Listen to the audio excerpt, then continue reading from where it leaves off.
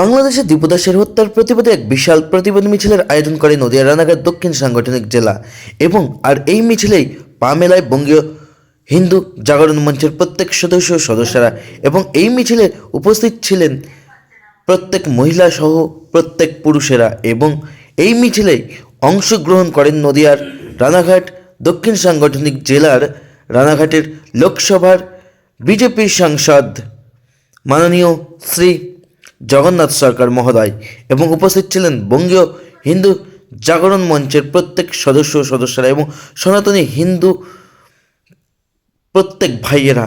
এবং এদিন রাস্তায় নামেন প্রত্যেক সনাতনী সহ প্রত্যেক মানুষেরা। এদিন তারা বিরাট প্রতিবাদ মিছিলের আয়োজন করে।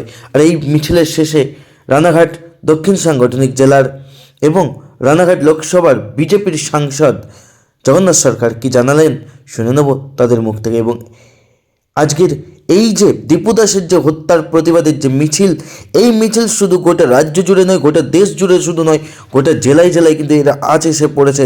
এবং এদিন এরা আজ এসে পড়ে কিন্তু নদীয়ার রানাঘাটে এবং এই রানাঘাটে কিন্তু ঠিক যে মেন রাস্তা, সেই রাস্তায় কিন্তু তারা বাংলাদেশের যে জাতীয় পতাকা রয়েছে সেই জাতীয় পতাকা কিন্তু পায়ের তলায় দলিয়ে মারিয়ে তারা প্রত্যেক সনাতনী হিন্দু ভাইয়েরা কিন্তু তারা তাদের একটি প্রতিবাদ মিছিল গড়ে তোলে। আর সেই ছবি কিন্তু উঠে এলো আমাদের ক্যামেরায়, দেখুন সেই ছবি।